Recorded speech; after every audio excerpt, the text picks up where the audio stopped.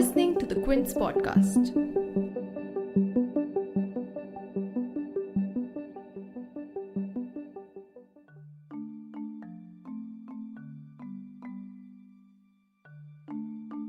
Over the last year, Jamia Millia Islamia University, Jawaharlal Nehru University, and Aligarh Muslim University have been in the news more than they would have perhaps liked to. The three universities, battered by police action, media attacks, and a perception battle, today stand officially among the three best central universities in all of India.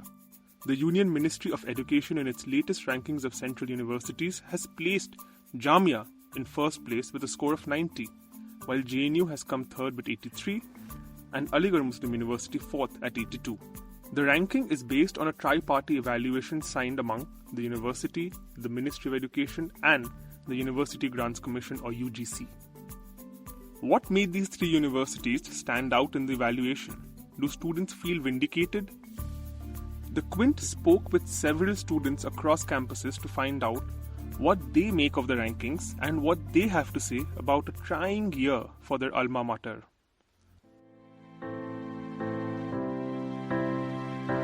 You're tuned into The Big Story, the podcast where we dissect the headline-making news for you, and I'm your host, Sushovan.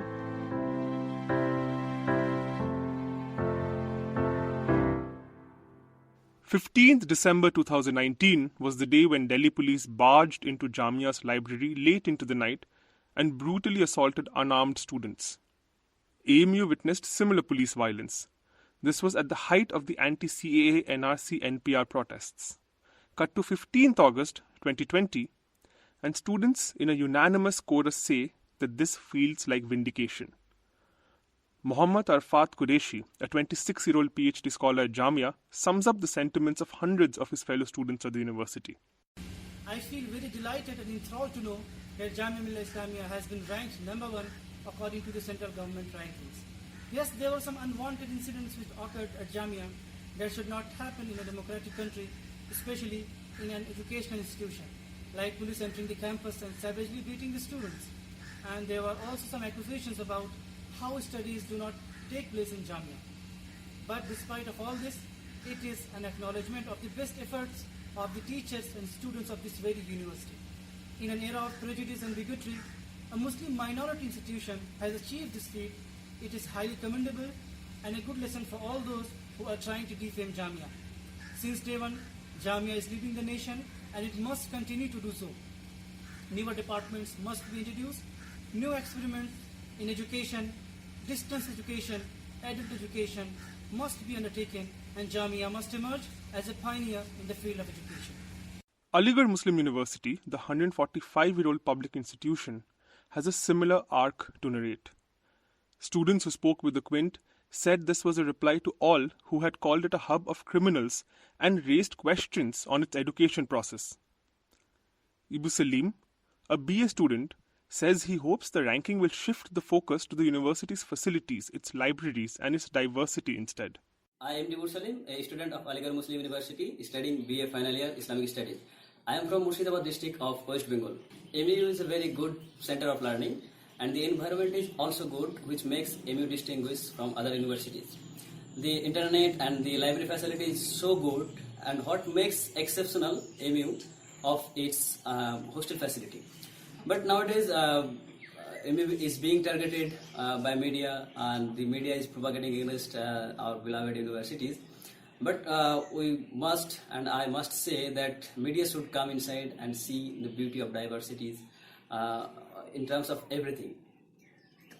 While Jamia and AMU saw the police barge in on 15th December, JNU, which had launched a spirited protest against student fee hike late last year and had also become vocal against the proposed CAA and NRC, suffered violence on the night of 5th January.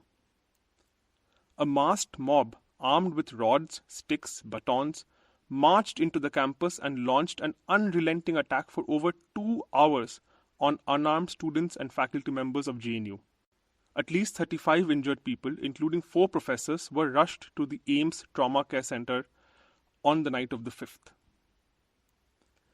Mahindra, a scholar in JNU, says the university has been turned into a convenient target to be attacked by many. However, he says he hopes the rankings will shed light on the fact that JNU has always ranked among the best educational institutions. He emphasizes that this has happened despite the smear campaigns and violence that the campus has witnessed. JNU has attained third rank, and this is a moment of pride for us. JNU has proven once again that no matter how much you disagree with the university, no matter how much you smear it or try to shut down the campus, you cannot compete against the level of teaching imparted at JNU. It has always been in the top 5, and this year is no exception. Be it the NIFR ranking, the NAC ranking, or the ministry's ranking, JNU has consistently been in the top 5, and this is a reply to those who oppose the university. Sometimes it is the fee issue, sometimes fund cuts, sometimes professors and students are being beaten up. Overall, every possible maneuver has been applied to give JNU a bad name. For instance, there are several media channels that have launched a relentless campaign to smear the university's reputation. Its achievements are not highlighted, but instead, fake news has been peddled to an extent that people should demand this institution be shut down.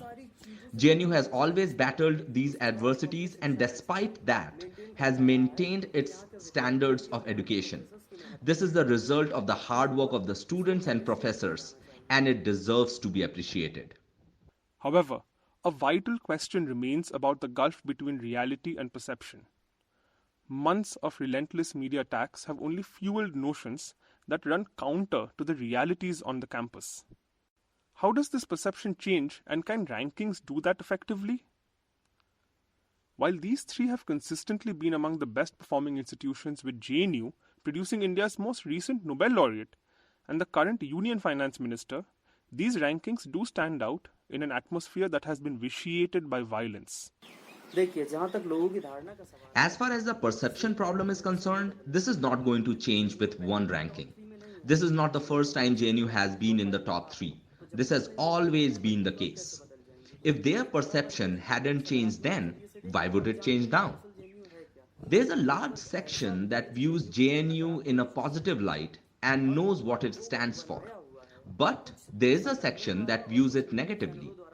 This section has been manufactured by certain sections of the media and some organizations. This needs to be understood. Therefore, one ranking may not bring about a great deal of change. Students, however, say the rankings have personally been a boost for their collective morale. Here's what Jamia's Shua Hayat has to say. This is a reply to those who have accused Jamia of being a hub of terrorism and violence.